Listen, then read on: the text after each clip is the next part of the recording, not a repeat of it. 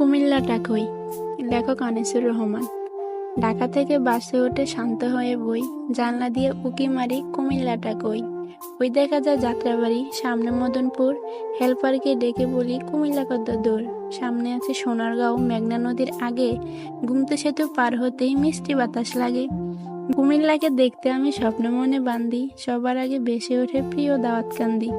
কুমিল্লা মোর মনে রাখি, থাকি যতই দূরে, মোদের বাস পৌঁছে গেল প্রিয় গৌরীপুরে।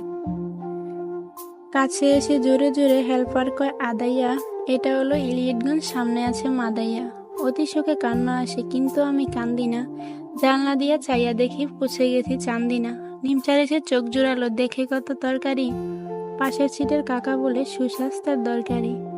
বাসে বসে কবি তুমি কত কিছু ভাবিলা, জানলা দিয়ে চাইয়া দেখো পৌঁছে গেছো কাবিলা।